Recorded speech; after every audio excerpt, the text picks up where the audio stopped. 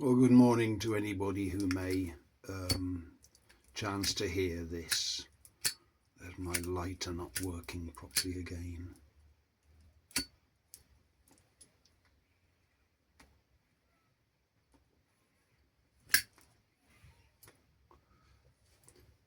Pipe also. So it is. It's a struggle smoking a pipe sometimes because it's not always right. And sometimes it needs to be refilled, and sometimes it needs to be relighted, and sometimes it just needs to be placed on the mantelpiece to think about things for a little while. It's like an animate object almost. Well, I have to speak to something in my life because I have no people. That's why I make these ridiculous monologues on YouTube and end up actually talking to somebody. So I'm very grateful for that sense of companionship and interaction. It's valuable to me, as you can imagine, I suppose. And I was thinking about the subject of chess. I don't know whether anybody enjoys chess, playing the game chess. I have spoken about it at least once before. I'm not an expert chess player that I would rate myself to be an expert at all. But I can play, and I've continued to play now online, of course, from time to time. And I enjoy the game of chess. But I only enjoy it when it's played in the romantic spirit. And I didn't know that was a thing until I started looking into the history of chess. And chess is one of those games that started to be played in a time that interests me because it's like in the early 1700s. So when everything had started to sort of break down, I suppose. Late 1600s, chess became a game, I think, and was available and was played by the nobles, presumably, the wealthier family, the wealthier men might have played chess. And chess is also somewhat related to war games, or Kriegerspiel, Kriegspiel, I think they're called in German. It's helpful because I've been trying to research those things and it's quite difficult.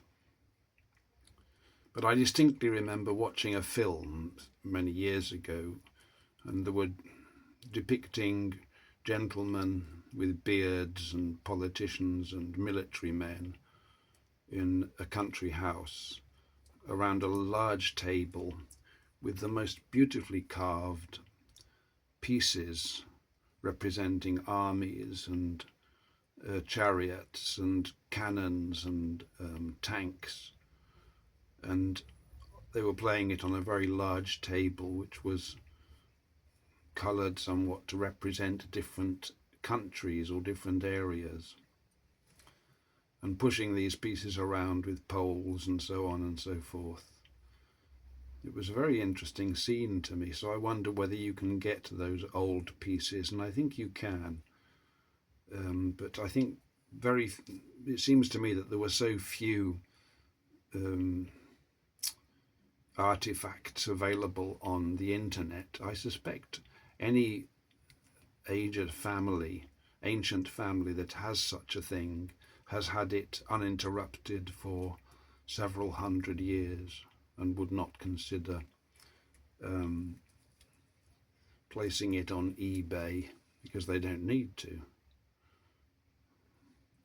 They've held on to their fortune, most of them, because it's so vast, and they've been invited to the table, to feed at the table, I suppose. And I wondered whether those practices really explain modern warfare or warfare after 1700. So all these wars with Louis XIV, I think it was, and then the Napoleonic Wars, all these conflicts, particularly with France, between France and England, but also with other European countries and Prussia, and then of course the two world wars with supposedly with the Axis. Was it Germany, Italy, and Japan? It was Spain on the other side as well. It's a very Masonic business, and war games are very Masonic, and regiments and their colours and their names and their customs and companies and all the rest of it. There's a lot of heraldry and symbolism, and hence, I would say, Freemasonry tied up in these things. And the fact of the matter is that the people who stand around those tables, whether they're real or metaphorical, and shuffle the cards around on the world stage, have far more in common with one another than they do with the people that they're shuffling. Really, they're so in a different league, it's not even funny, because of their immense wealth and our mental confusion and financial poverty, I guess. We don't rub shoulders in the same crowd. And that's not by chance, that's also by design. Because if you chase money, you sometimes can rub shoulders with people connected to the rulers, because they will entice you always with money. That's the problem with desiring mammon. I remember I was disappointed with my plumber when I moved into this house. I had a new central heating system installed, and I thought he'd done a very good job. I really admired his work as a tradesman and his diligence. But I was very disappointed to learn from him that he valued the idea of having a luxury house and, a swimming pool or a spa pool. Those were the things that he thought were important, and that making money really was his object in life. He wasn't a Christian, of course. I was very disappointed to hear that. I don't think it's a noble goal.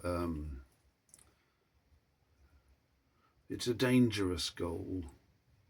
I don't think there's anything wrong with having money, but to go after it, it puts you on the paths of the froward, really, because that's where they travel.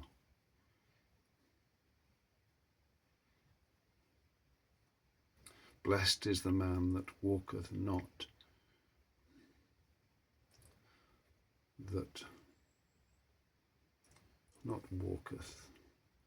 walketh not in the counsel of the ungodly, or standeth in the way of sinners, or sitteth in the seat of the scornful. Those are things you don't want to do. The Bible makes it quite clear, and it's obvious why. I would say it's very good advice.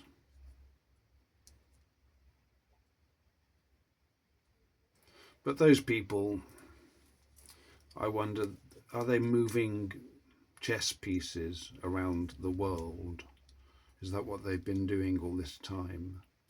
Have they been actually fighting battles, or just representing battles on their in their literature and on their cinema screens?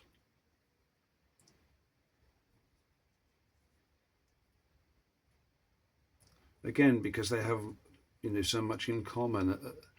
The soldiers themselves have a lot in common with one another from one side of the trench to the other side. They are brothers in arms, but across that great divide.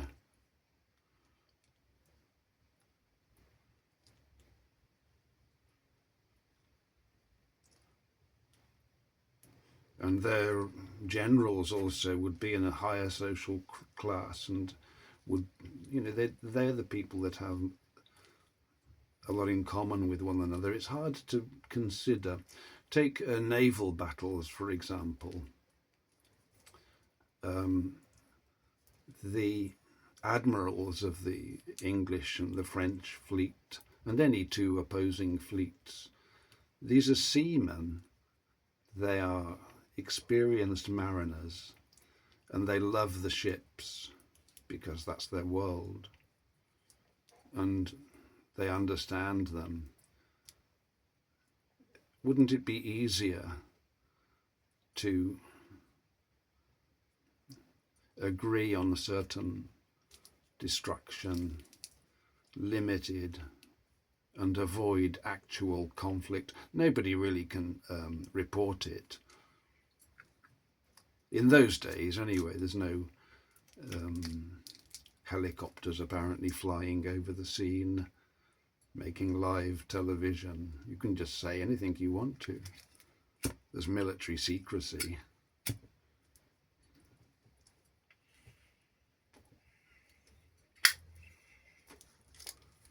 Anybody who's not going to sing with the choir can be quietly dispatched. There are people in charge and there are people who are not in charge. That's the way it is. But whether they did those wars as they're reported or not, nonetheless, it does seem to have a lot in common with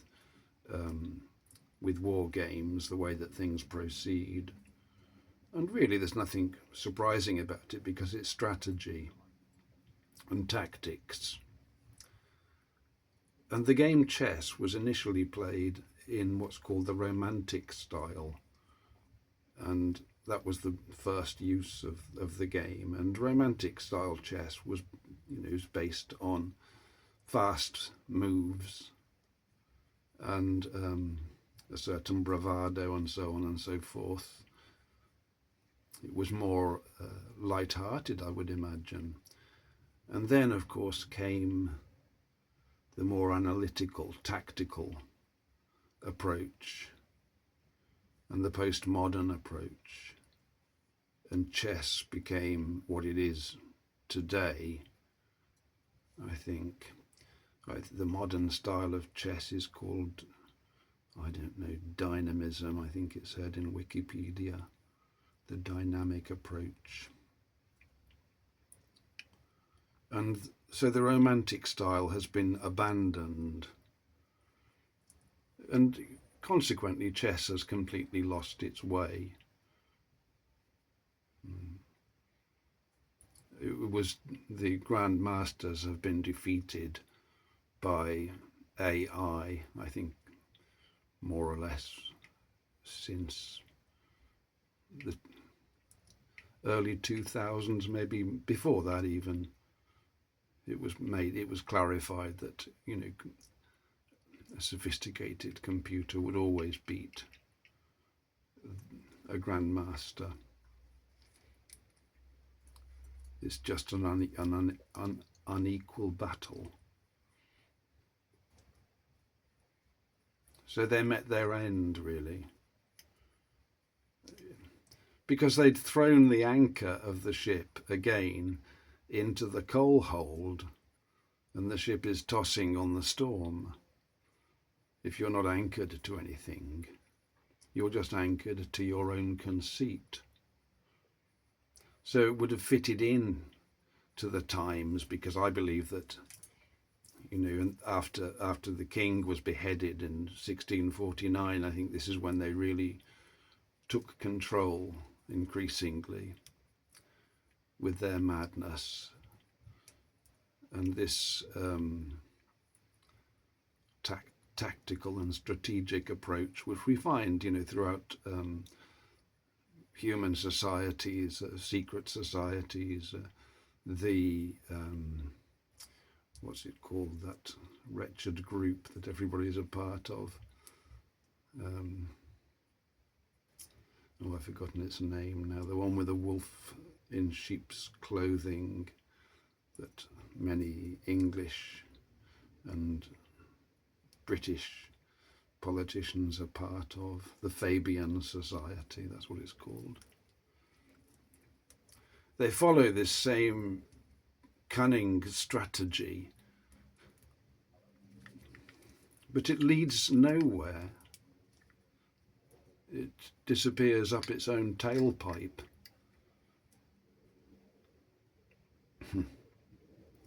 So I don't know whether anybody's got any interest in chess. I still like playing, but I only liked it because I was taught actually by a Czechoslovakian guy at work. I already knew the rules, I think, so I already sort of played. I had a chess set, I remember. But it was this guy that turned me on to chess, because we played up to 2 games over the lunch hour, maybe even 3. And it was timed. You just had to move. I don't even know whether we bothered with the clock. The idea was that when it was your move, you moved. We didn't have time to hang about. And it became very enjoyable to me to play like that, because it was not, also it seemed to me it's not really so competitive. You're allowed to be momentarily, thick-headed and do the wrong thing. It's funny. And when I saw that he laughed at himself, then I was reassured, because the thing I hate about chess is when people start to furrow their brow and try to defeat one another. And that's the strategic, analytical chess. There's a certain amount of analysis involved in any approach to the game, but, when you react quickly, you're allowing almost the hand of God to guide you. And you understand that you're imperfect. So you're giving the victory to the Lord, whatever it may be. You can't do anything without him. It's a much more enjoyable way of playing, and I haven't got a chess companion at the moment, but unfortunately most people who continue to play, the people that I played with, have all had that highly competitive approach to the game, and I just dislike it. So I'm a romantic chess player. God bless this day.